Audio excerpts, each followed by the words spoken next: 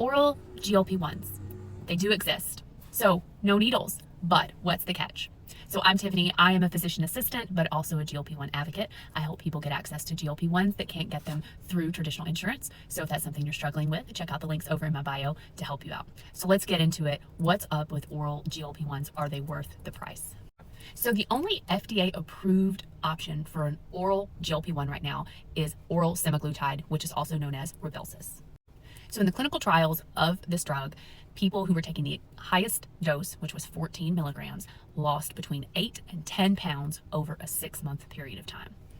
So when we're looking at effectiveness of this drug, it definitely did help with being able to lose weight, but probably not to the extent that the injectable GLP-1s help. But there's definitely some fine print that we need to look into. So absorption of an oral GLP-1 can be very tricky. So your stomach acid can actually destroy the medication before it gets a chance to work.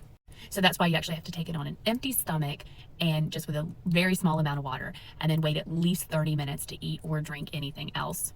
So if you don't do that, then it can actually mess up the absorption of the oral form of GLP-1 and make it pretty much ineffective. Side effects are definitely still there. Nausea is the #1 side effect, just like it is with the injectable forms of GLP-1s. Most people experienced the nausea, especially at the higher doses. In most studies, it was between 20 and 30% of people on an oral GLP-1 did report nausea. Now, it did tend to get better as people stayed on the medication, but it was definitely present.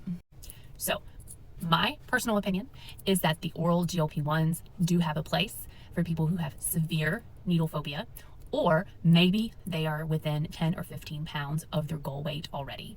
Other than that, I don't know that oral GLP-1s are worth their cost because they tend to be just as expensive or more expensive than a injectable GLP-1.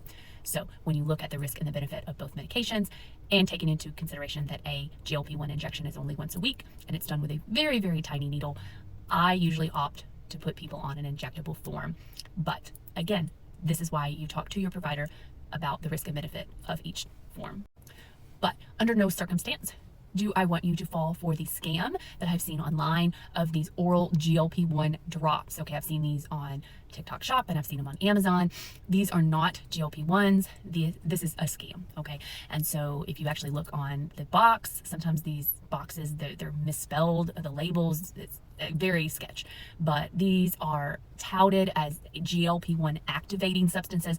Really, in all actuality, they're herbal mixtures. Some of them have something called moringa in them, but some of them we don't even know what's in there. But they're definitely not GLP-1s. GLP-1s have to be taken and have to be given through a prescription. So please, please, please don't fall for that scam. This comes up almost every day in my Facebook group that I run. That's a support group for people, and I just hate to see people wasting their money.